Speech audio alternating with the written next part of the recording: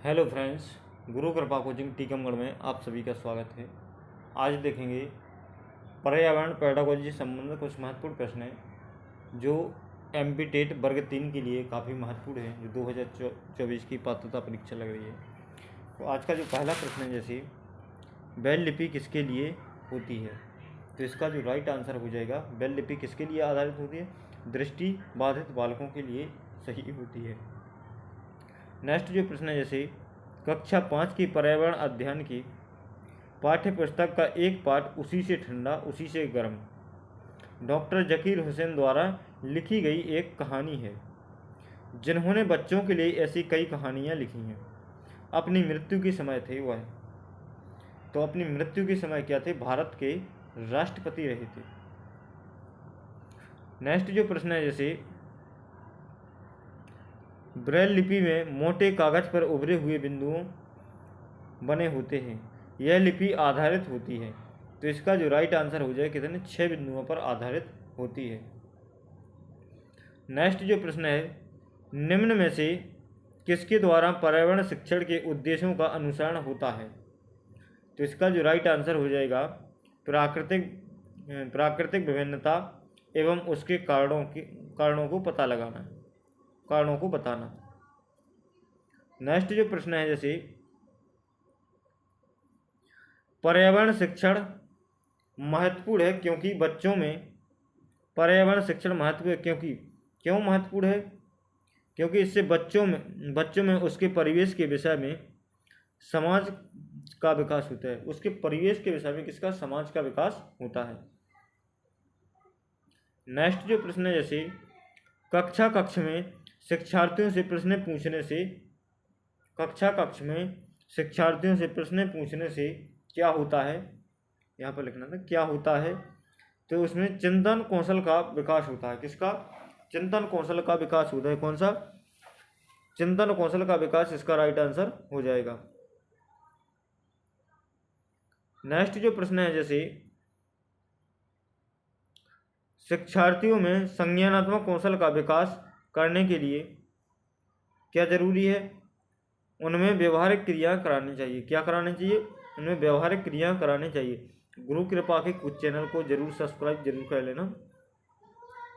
Next प्रश्न है, जैसे कक्षा 5 का पर्यावरण शिक्षण शिक्षार्थियों को किसी विषय पर सर्वेक्षण एवं लेखन के लिए प्रोत्साहित करता है, उसका उद्देश्य क्या है?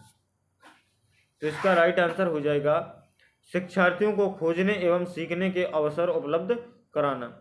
शिक्षार्थियों को खोजने एवं सीखने के अवसर उपलब्ध कराना। नेक्स्ट जो प्रश्न है, जैसे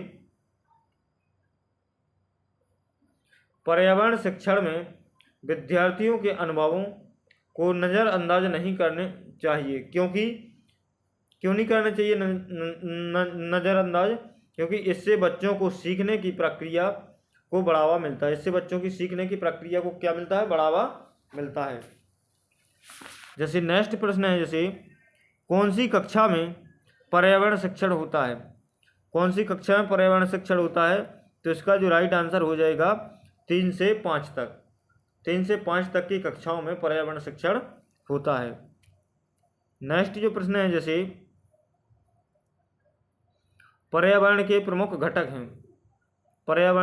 घटक हैं, तो इसका राइट आंसर हो जाएगा जैविक और अजैविक।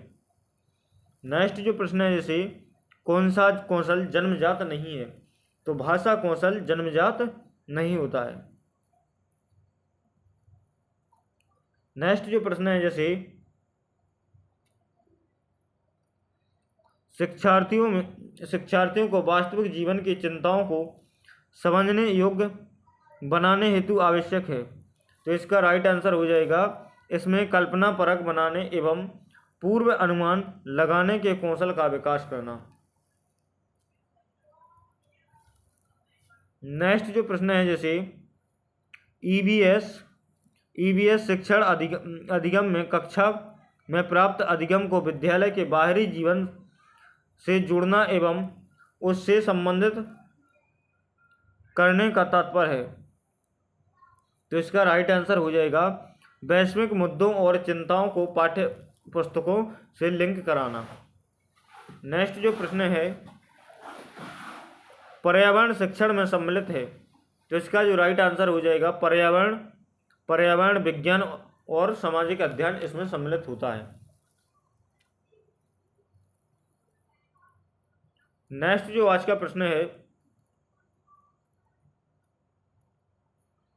2020 की पर्यावरण की थीम क्या है, तो इसका राइट आंसर हो जाएगा पारिस्थितिकी तंत्र की बहाली। नेक्स्ट जो प्रश्न है, जैसे राष्ट्रीय पाठ्यचर्या की रूपरेखा 2005 के अनुसार निम्न में से किस पर्यावरण अध्ययन की थीम को किसे पर्यावरण की थीम में सम्मिलित नहीं किया गया, तो इसका राइट आंसर हो जाएगा आवास, परिवार, मित्र, हम चीजें कैसे बनाते हैं। आज का जो नेक्स्ट प्रश्न है, जैसे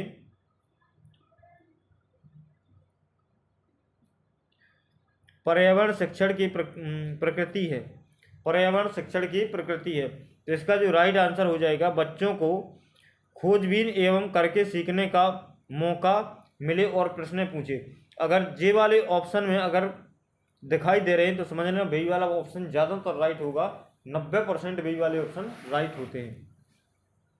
नेक्स्ट जो प्रश्न है, प्राथमिक स्तर पर बच्चों के ज्ञान के स्रोत हैं, तो इसका राइट आंसर हो जाएगा कविता, कहानी, पाठ्य पुस्तक, परिवार और समुदाय होते हैं। नेक्स्ट जो प्रश्न है, जैसे माधुरी पर्यावरण कक्ष में हमारे दोस्त जानवर प्रकार पढ़ाते हुए बच्चों को विभिन्न जानवरों की तस्वीरें वाले चार्ट दिखाती है और उन पर आधारित चित्र भी दिखाती है, उसका उद्देश्य क्या है, तो इसका राइट आंसर हो जाएगा बहुबुद्धि वाले बच्चों की आवश्यकताओं को पूरा करना। नेक्स्ट जो प्रश्न है, गुरु कृपा कोचिंग टीकमगढ़ को जरूर आप लोग सब्सक्राइब कर लेना, क्योंकि इस पर इसी प्रकार के पेडागोजी से संबंध और सभी प्रकार के प्रश्न आपको उपलब्ध होते रहेंगे। जैसे नेक्स्ट जो प्रश्न है,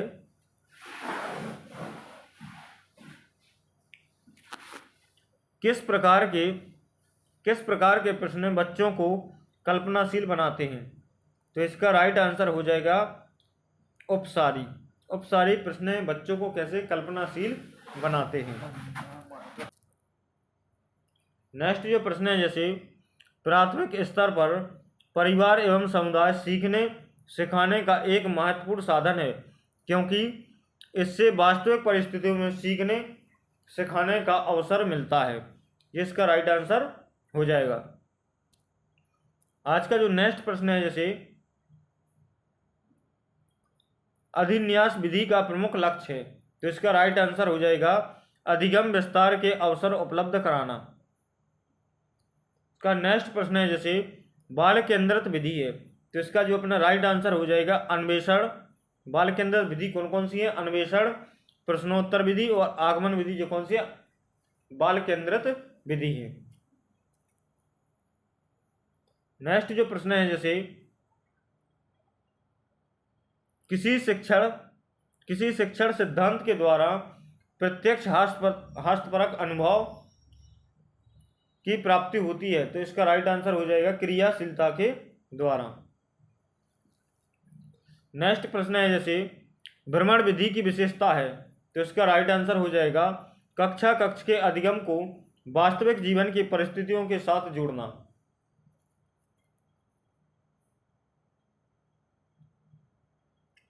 आज का जो नेक्स्ट प्रश्न है, शिक्षण विधि में बच्चे योजना बनाने उनका क्रियान्वयन करने और उनका मूल्यांकन करने आदि कौशलों का विकास होता है, तो इसका जो राइट आंसर हो जाएगा प्रोजेक्ट विधि में।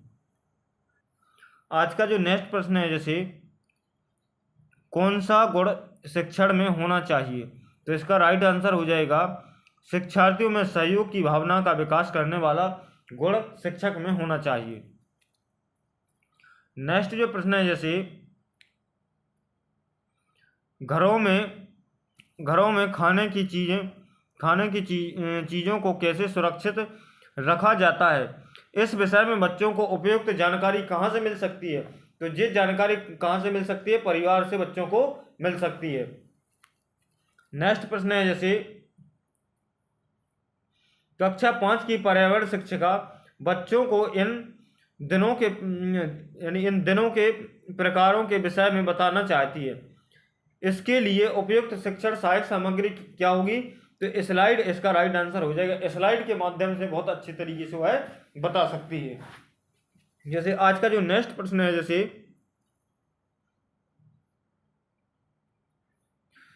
किसी शिक्षण सहायक सामग्री के उपयोग से विषय वस्तु को रोचक एवं सरल बनाया जा सकता है।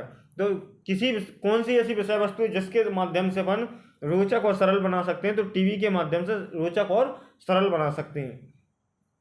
नेक्स्ट जो प्रश्न है जैसे चित्र, मानचित्र, ग्राफ, मॉडल आदि किस प्रकार के शिक्षण सहायक सामग्री है? तो इसका जो राइट आंसर हो जाएगा दृश्य सामग्री है। कौन सी? दृश्य सामग्री है। नेक्स्ट जो प्रश्न है जैसे जो नशे नहीं लिखा है यहाँ पर, नक्शे है।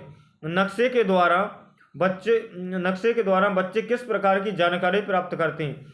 तो नक्शे के द्वारा बच्चे क्या स्थान, दूरी और दिशाओं की जानकारी बहुत अच्छी तरीके से प्राप्त कर लेते हैं। नेक्स्ट जो प्रश्न है जैसे शिक्षण सहायक सामग्री का महत्व क्या है? शिक्षण सहायक सामग्री का महत्व क्या है? तो शिक्षार्थियों का सक्रिय होना एवं ज्ञान इंद्रियों का विकास। शिक्षार्थी का सक्रिय होना और क्या होता है? ज्ञान इंद्रियों का इससे विकास होता है शिक्षण सहायक सामग्री से। नेक्स्ट जो प्रश्न है जैसे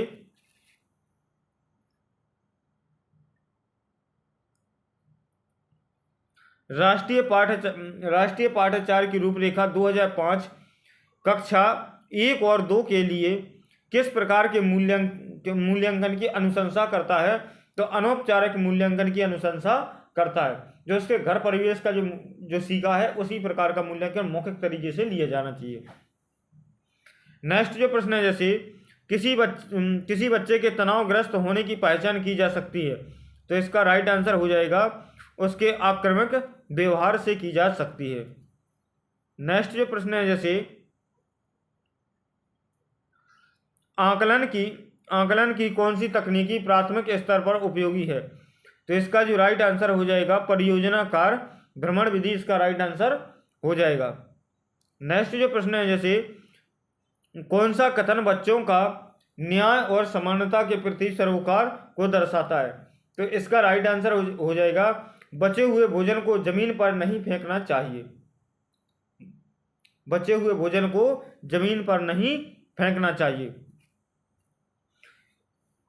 नेक्स्ट जो प्रश्न है जैसे पर्यावरण पढ़ाने के उद्देश्य हैं। तो इसका राइट आंसर हो जाएगा बच्चों में परिभाषा एवं शब्दावलियों का ज्ञान कराना और सामाजिक सांस्कृतिक वातावरण के बारे में जागृत करना। फ्रेंड्स, इस गुरु कृपा कोचिंग के चैनल को आप लोगों को जरूर सब्सक्राइब कर लेना, क्योंकि इसी प्रकार के कम से कम समय में ज़्यादा से ज़्यादा आप लोगों के सामने क्वेश्चन इसी प्रकार के वीडियो में उपस्थित होते रहेंगे।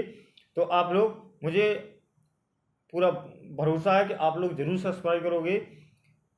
तो आज के लिए इतना ही। तो धन्यवाद, थैंक यू, जय हिंद, वंदे मातरम। मिलते हैं नेक्स्ट वीडियो में।